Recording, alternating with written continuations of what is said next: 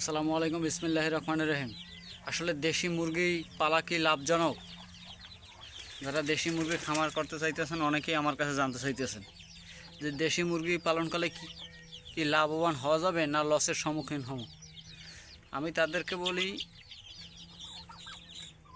কোনো কাজ নিজের হাতে করলে ওইতে লস নাই। আপনি যদি লোক রেখে কাজ করান তাহলে অবশ্যই লস হইতে পারে।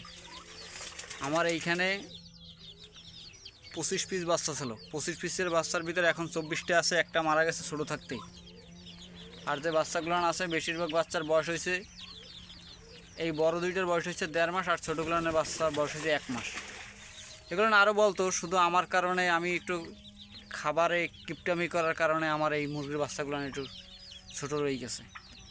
এগুলো আমি খাবার খাইতে দিই ভুট্টো ভাঙ্গা আর নারিশের ফিট। আমার ওই সাইডে আছে সাদা সিনহাস।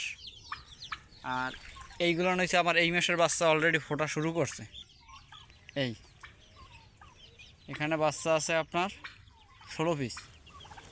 এটা ছিল একটা মুরগির কোলে দেওয়া ছিল 20 পিস ডিম, ওখান থেকে 16 পিস বাচ্চা হয়েছে। আর মেশিনে যে ডিম দেওয়া আছে ওই ডিম ফুটবে 3 তারিখ থেকে 4 তারিখের ভিতরে। আশা করি ওখান থেকেও ভালো রেজাল্ট পাবো। এই বাচ্চাগুলো না বয়স আজকে মাত্র 3 দিন। একটু গরম গরম পরে, যার কারণে লাইট লিভাই দিছি। ঠিক আছে, খাবার খাইতে আছে। এই তবে আশা করি কোনো কিছুই খারাপ হবে না ইনশাল্লাহ। আপনি চেষ্টা করলে অবশ্যই লাভবান হবেন, চেষ্টা না করলে লাভবান হবেন না তো।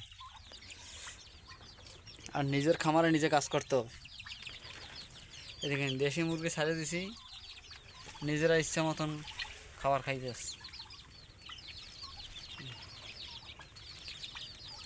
মাংসের জন্য করতে হলে অবশ্যই ফিট খাওয়ানো লাগবে। ফিট খাওয়ালে আপনি 3 মাসের ভিতরে বাজারজাত করতে পারবেন।